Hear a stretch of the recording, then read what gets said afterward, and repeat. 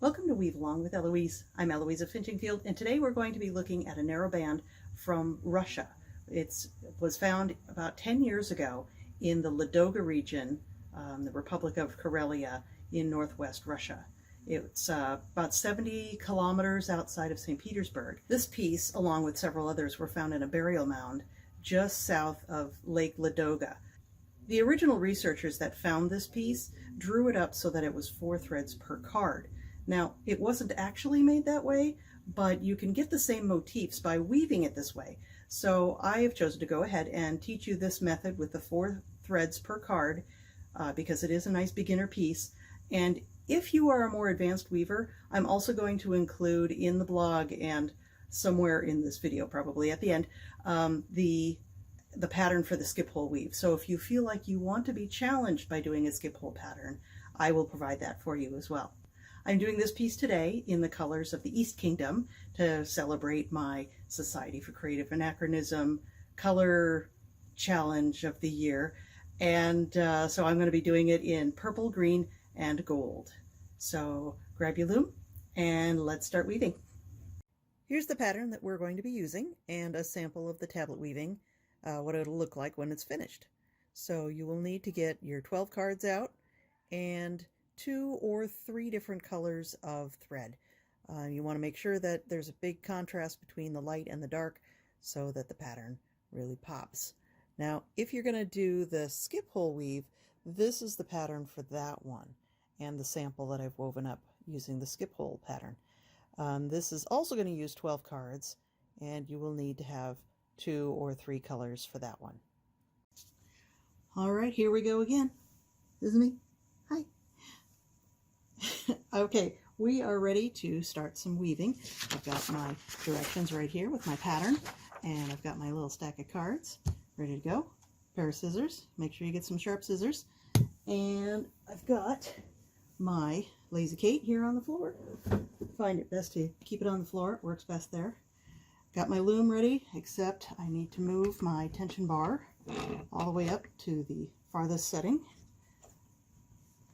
and that way I can reduce the tension as we go along, as the warp shortens. All right, so first color up is purple.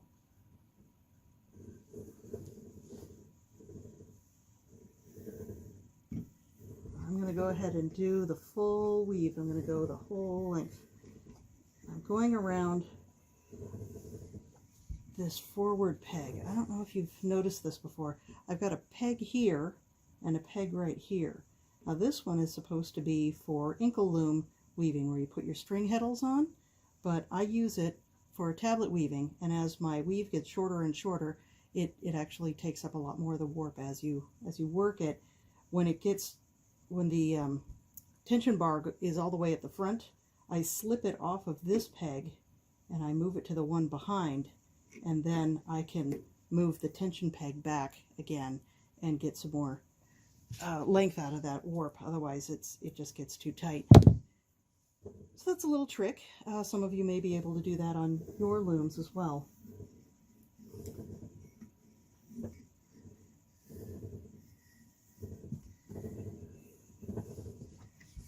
Go string 2. As you can see, I'm using my thumb.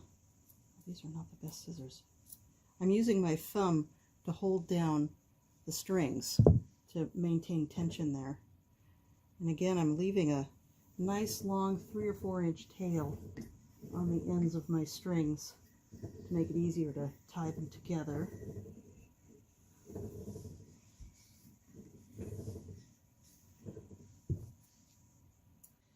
Okay, so all the cards are going to face to the right. So you make sure that they're facing to the right of front peg. And this is S, so we need to put it through the back of the card. If you're curious about the cards or yarn I use for weaving, please check out the video description for links. And you can also find my blog links, which contain the pattern and directions for this piece, as well as others that I'll be adding in the future. There's also some helpful tips and tutorials that can help you even more in your weaving adventures.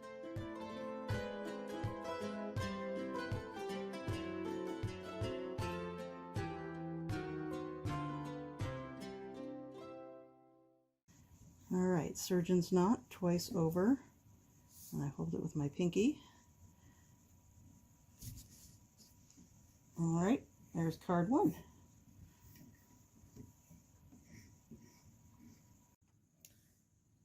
All right, my weaving friends, we are ready to roll on the next phase of the weaving. I've got my cards all set, so AD is at the top, or the red side. I've got my shuttle loaded up with my weft thread. I've got the thread through the shed, which is this space right here, with a long tail on the end. It's about 5 or 6 inches, and we are ready to go. I don't have the pattern in front of me because this is a pretty straightforward pattern, and it's 12 forward and then 13 back. It's a little weird, but you have to create the little bump, and I'll show you when we get there. So we're going to start by turning all the cards forward, throw the shuttle. Remember, the first couple inches are always going to look a little messy, but we're going to take that long thread, the long tail, and put it through the shed going the opposite direction, so it kind of crisscrosses through the middle. Turn the cards again. Just lightly beat it down. You don't have to beat it down too far. Also, I've left about an inch space between the knots and where the weaving starts. You don't want to be right up against the knots. Turn all the cards again. And now you can start tightening up your weft threads so you don't have these big loosey-goosey tails on them.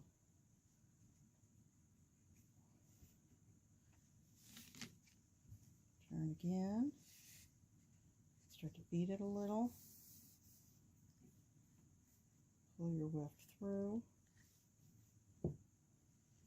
Now leave a big loop behind. Turn the cards. Run the shuttle through. Beat it down. And then pull that loop that you left behind.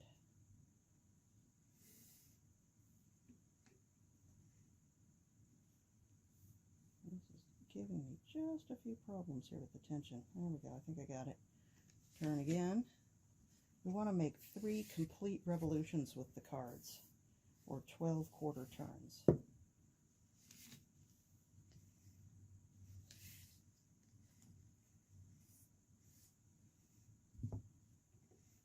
This tail is starting to get in the way, so I'm going to pull that out.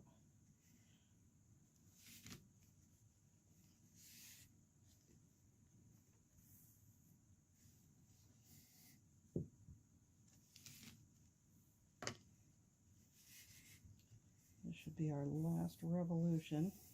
So when the AD are back up at the top again, we'll start going the other direction.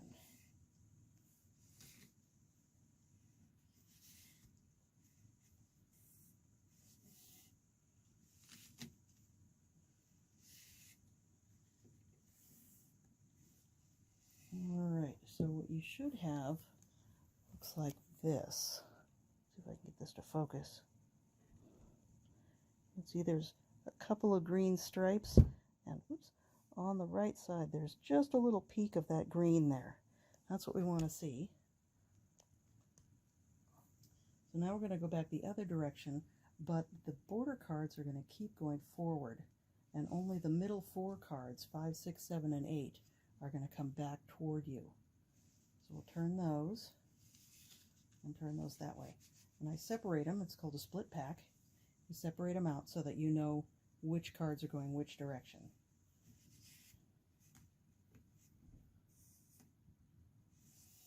I hope you can see well enough what I'm doing. Try to keep my hands out of the way. So I pull the thread.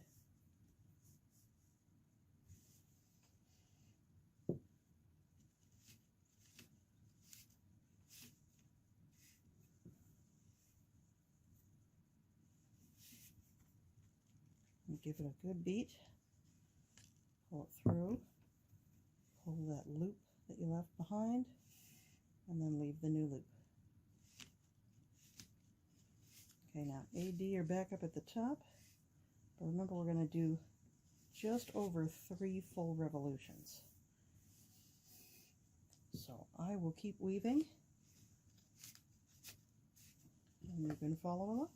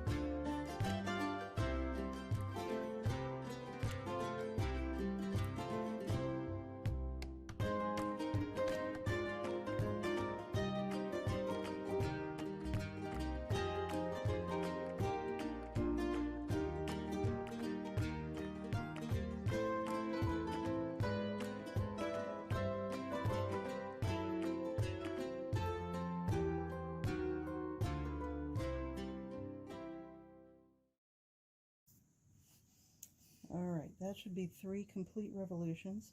Now I want to do one more quarter turn to create the little bump on the left side, a little dollop of color. See if you can see that. Hopefully you can. So it's got that little peak of color right there on the left side. And now we're going to go the other direction.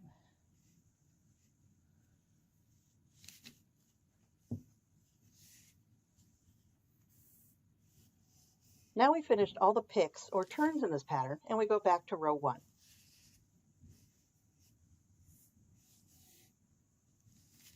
Now you notice the colors on the edges of the cards no longer match.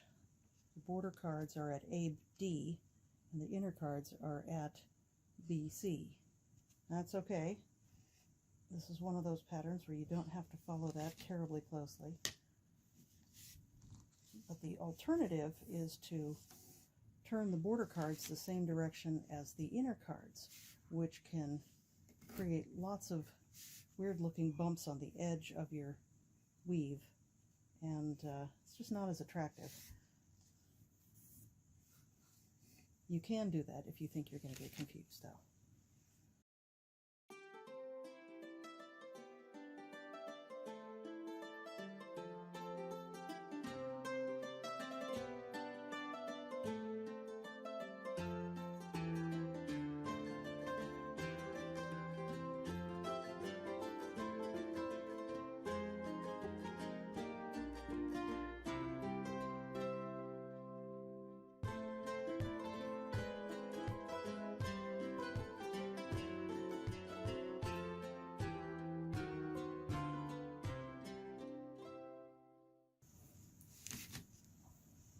Okay, coming up on the next turn,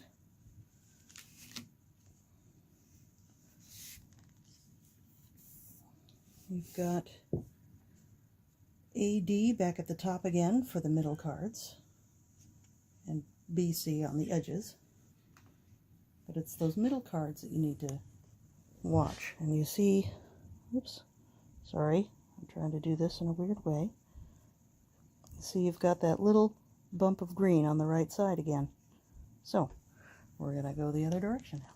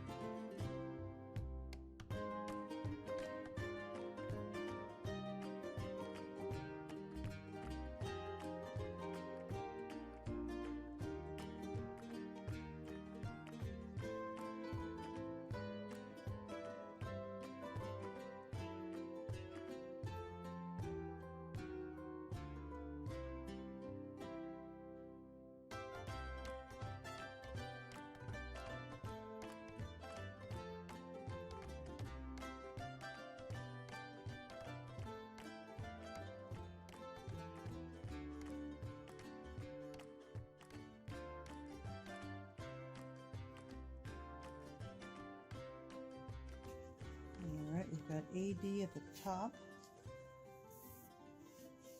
Again, we don't have the little green bump on the left, so we need to do one more quarter turn.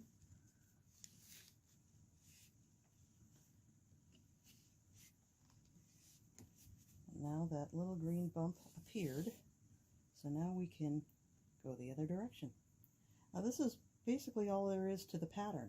You just keep going until you run out of warp, and then you finish it off. So we'll come back to the next portion of it in just a little bit. We've reached the end of the warp, and it's time to use my favorite method for removing the work from the loom. Oh, that's so satisfying. Thanks for joining me today weaving the Ladoga pattern. I hope you'll join me again next time for some more weaving adventures. Bye!